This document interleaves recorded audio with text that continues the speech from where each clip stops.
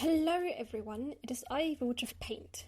Today, on the very last day of the year 2023, I will present to you my last video of the year. Instead of painting something though, I thought it would be fun to go through some of the paintings that I have made this year, some highlights and stuff, and just see if I have improved and, how I've improved and what's changed and everything. This will not be happening in chronological order, by the way, as I am incapable of doing that, apparently. Great, then, let's move on. Starting off with the first watercolour painting I did for this channel, if I remember it right. The fairy house that I painted after coming across a styrofoam fairy shrine. At this point, I'm pretty sure it was meant to be some sort of shrine for offerings to the fairies. Sort of fairy godmother's house. I think there was a sign there that said that. Well, looking at this painting, after everything I have learned about painting with watercolours, I mean, I like it, it's pretty, but it is lacking something. The background, while interesting, isn't particularly well defined. I think I would do it differently now that I think about it, and the house itself, It's not very clear if it's supposed to be round, and I'm pretty sure it is, but it's lacking some shading, if you know what I mean. I kind of feel like it was maybe meant to be, I don't remember. But, it's pretty. I'm still proud of this painting, but now looking back at it, I can see that I've made some improvements to how I would do it now. It did kick off the general fairy tale, fairy vibe that was going to be a theme throughout many of the paintings that were yet to follow for this channel. The second painting I did there was a fairy hotel, which just kind of continued with the fairy theme. And this was based on a knocked over tree that was hanging across the glen, kind of like a weird bridge with many branches. And yes, that tree is still there, and it even gets leaves during the spring, I think. In this painting, there's also something that I referenced in last week's video's painting. I will tell you more on that later on though, so don't worry if you're not sure what I'm talking about. Then there was also the Chinese New Year fairy, which kind of ended up spawning an entire Zodiac fairy series, where I was going to paint fairies that are based on the 12 Zodiac signs. I mean, so far I've got 11 out of the 12 Zodiac fairies done, which is pretty good for this year, considering that during October I wasn't actually doing any videos for the channel. But so far, after the Chinese New Year fairy, she's cute, don't get me wrong, but some of the parts of the painting just look a little odd to me, now that I'm looking back at it. But after painting her, I decided to paint the fairy based on Aquarius, who's also known as Ganymede. Poor guy, honestly. And then after that, I decided to do the rest of the Zodiac fairies as well. I've done Pisces, Aries, Taurus, Cancer, Gemini, Leo, Virgo, Libra, Scorpio, and Sagittarius so far. The only one missing right now is Capricorn, but, as I've said, 11 out of 12. Yay! My favourite ones are probably Taurus, Cancer, and Sagittarius, but all of them are pretty cool, even if some of them have a little awkward posing and stuff, but I love them all, just not equally. Sticking to my general fairy theme, I also began drawing trash fairies in March, because I had seen a bunch of trash lying around in places it wasn't supposed to be lying around in the places that we visited. Now, it's obviously not an Irish problem. I just happen to be living in Ireland, so I just ended up taking pictures of the ones that I saw here in Ireland. I basically drew it because clearly it's an issue and things are just not being dealt with, apparently. Instead, they removed public bins, but you know what? Let's not talk about it that much more. You can watch the videos if you want to see my thoughts on that issue, but I would like to just continue with the general recap of 2023. That was just one thing that I did that was also fairy themed. So, aside from also the trash fairies and the Zodiac fairies and the fairy houses and stuff, I've also painted a lot of other fairies in accordance with the general theme that I had apparently picked as fairies. For things, like the harvest festivals from the pagan festival cycle, I did some for Lunasa and for Lifa, I think I did. And I also did one for autumn, the tea party. That was crazy, that painting. That was crazy busy. I mean, it didn't take quite as long as the painting that I did last week, but it did take quite some time. And since then, my paintings have been taking longer and always kind of around 3 hours-ish, because I've started to really always put in the underpaintings before I put on the actual paint layer. That was something that I had learned this year. More on that later. But fairies were not all that I painted this year. I've also painted many other things, from leprechauns to cats and cows. I have tried out different postcards that are meant to be for watercolours, and I even sent some of those to some friends, for instance, Hugo. You know who you are.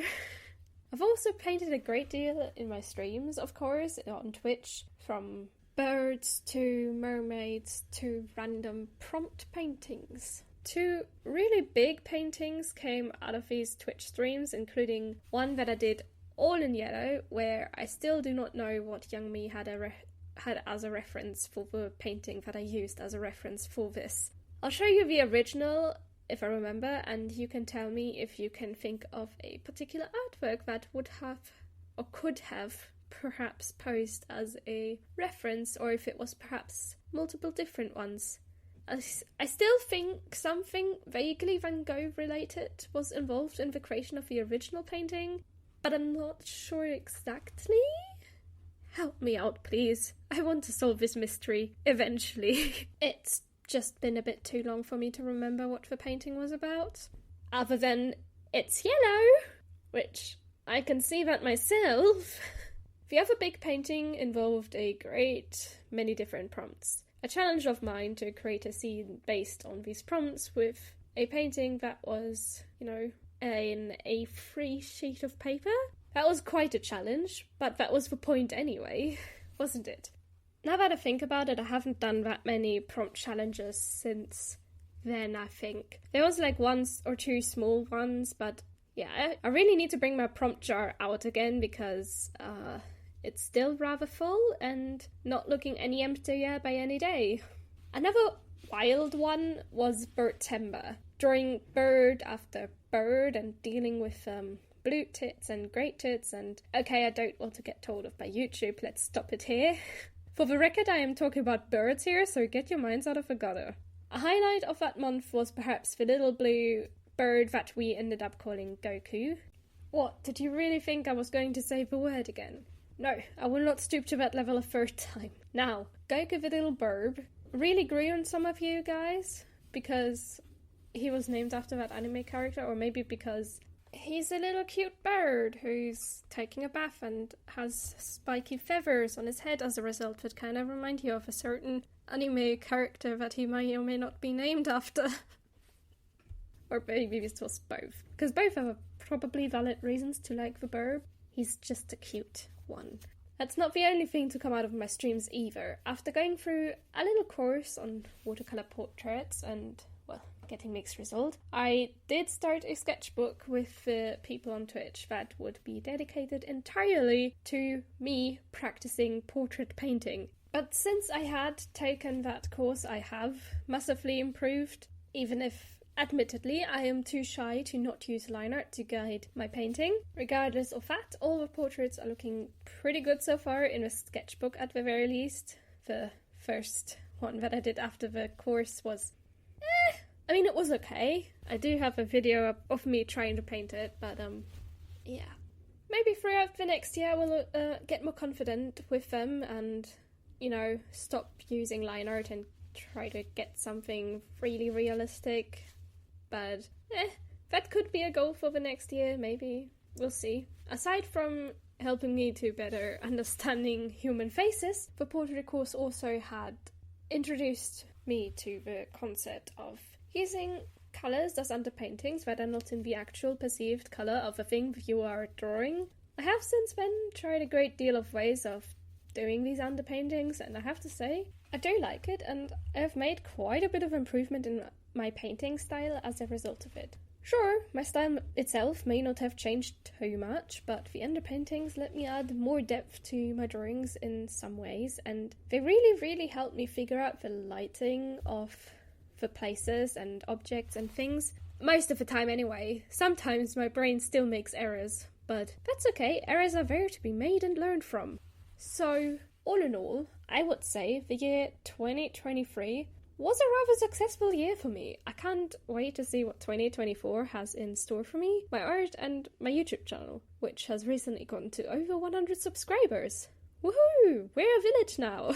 A great many thanks once again to all of you for subscribing to the channel and letting me know that you like the work that I do. It makes me really happy and keeps me going. Also, if you're not subscribed yet, go ahead. Now, we have one last thing to discuss. The treasure hunt painting from the last video. If you haven't seen it yet, I suggest to go back to last week's video, watching that, trying to find the references that I have hidden in there, and then coming back here. Just make sure you don't read the comments of that video before taking on the treasure hunt. Have you tried yourself on it? Good. Let's get into it then. We'll work ourselves from left to right. Obviously, we have the characters from my first ever Inktober that I streamed on Twitch, but they are not the thing we are hunting for. Well then, going down on the left side... Ooh, what is this on the shelf? Is it an elf? An elf on the shelf? Or just a little doll maybe? Well, technically, neither, kind of. At first it was supposed to be an elf, but then I thought, it would be more fun if I made it a leprechaun. From my video where I tried to draw different kinds of leprechauns based on descriptions from a book of Irish fairy tales. And right below him, we have the first planet painting I did for the Planet series that currently only has one video. This is my attempt at painting the planet Mercury, but in tiny. I do like drawing paintings inside of paintings, but getting something to be small and, recognizable is a little bit difficult. Anyways, moving over to the bottom of the bookshelf, we have a red boot from my St. Nicholas boot painting from not too long ago. And as we move along towards the right... Oh, Theo's boot hasn't been shaded yet. Whoopsies. Behind the shelf, actually it's a cupboard, peeking out at us is a little blue fairy. That was also in the first painting shown in the video here. What a coincidence. This is Luke, the fairy that first featured in my little The Witch of Paint fairy tale video. I did of course reveal this at the start of the video. Kind of. I just didn't tell you where he was. Well, if you didn't know, now you do! Right in front of him, looking like a sort of little toy set, is a green plate with tree trunks that end in mushroom cups. This one was perhaps a little bit tricky because I drew quite a few different mushrooms in the last year. The solution to this is that this is the fairy garden that I'll be blending in here. It's alright if you didn't immediately recognize it. I did shrink it down quite a great deal and cut off quite a few things from the actual painting. Right next to that is the one from my really big painting of a mermaid. The one that I did with all the random prompts. I'll blend it in here. It's just there, floating about. Yay! Above the shelf we have a mini version of my Pisces fairy painting.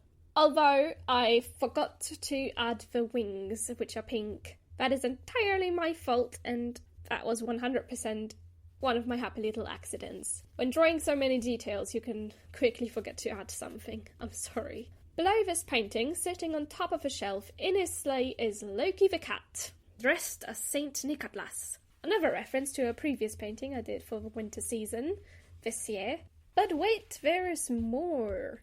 Right at the bottom of the painting, there is a little doll that represents me, in the way that I dress in my Twitch streams with a little cat hoodie. And then there's also this little witch hat that is right next to the table with the tree, and that's also a reference to an artwork. A portrait, to be exact. It's the hat I was wearing in the little witch portrait that I painted with you all this year.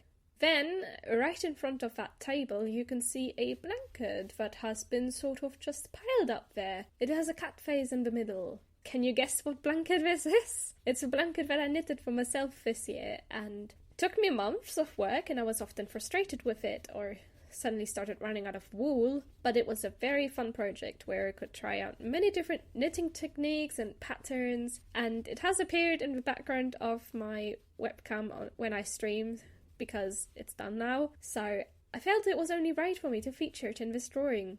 Moving on to the table, we first have the unicorn frog from when I drew a frog that I had photographed in the burn. It had posed so perfectly for me and my camera, and I was so happy that I had to paint it. And when someone suggested that I give it a horn to make it a unicorn frog, well, I had absolutely no reason to object. It was too cute not to feature in this painting. Well, speaking of cute, right next to this little frog, we have a mug with no other bird than our little blue, Goku, the little bird. Now, to the second to last item that is hidden in this painting. The painting that is all yellow is of course the same one-ish that I painted with you all during my Twitch live streams.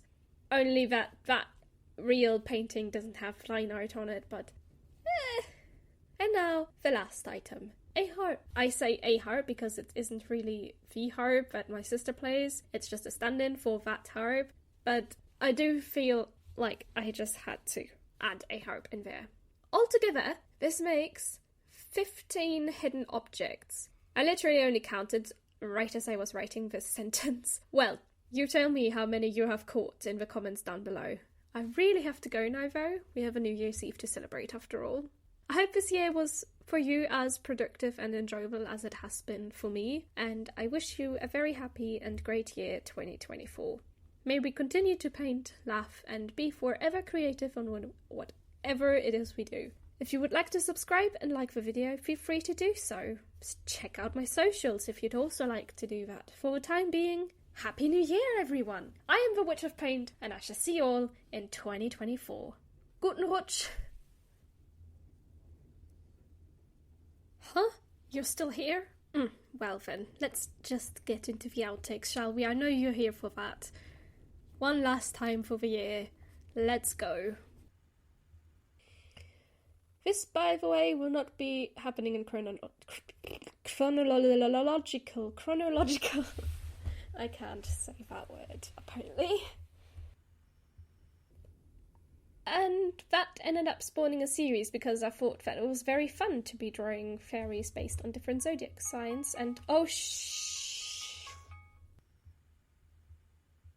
And since I have taken the course, I have massively